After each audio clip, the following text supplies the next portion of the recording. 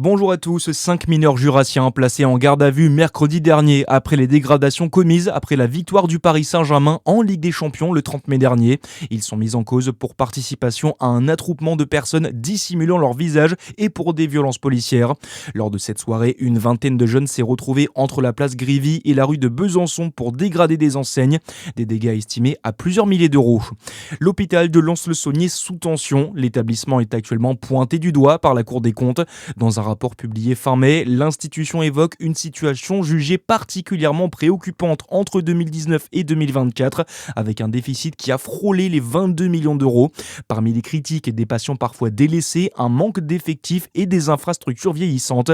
La Cour des comptes appelle à la mise en place d'un plan de redressement immédiat avec l'appui de l'Agence régionale de santé.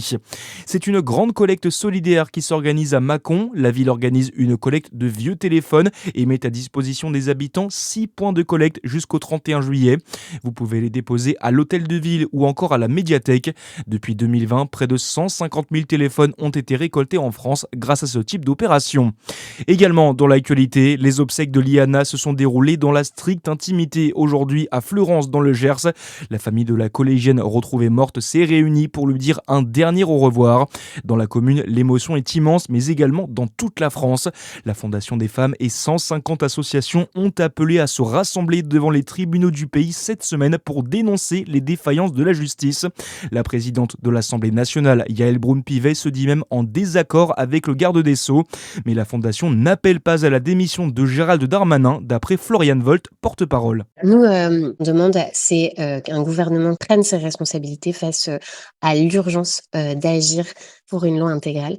Ça fait 2 ans que la coalition existe. Ces mesures, elles ont été présentées en 2024. La loi rédigée par les parlementaires, elle a été déposée en novembre 2025. Ça fait plus de 6 mois que cette loi est sur le bureau de l'Assemblée nationale. Il est temps de l'examiner et de la voter.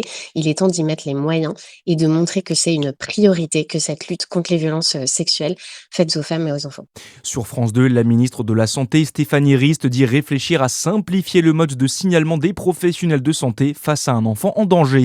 Un lâcher de ballons et de colombes, les obsèques de Liana se sont déroulées cet après-midi dans le Gers, à Fleurance. Dans une prise de parole, le maire de la commune a salué le courage et la dignité de la famille au moment d'affronter le pire. Et puis en basket, la JDA s'active sur le marché des transferts. Le club dijonnais vient d'officialiser l'arrivée d'Elwin Njok. L'ailier arrive en provenance de Hier-Toulon en Élite 2. C'est le premier recrutement de la saison pour la JDA. Voilà pour l'essentiel de l'actualité. C'est la fin de cette édition. Très bonne soirée et très bon début de week-end.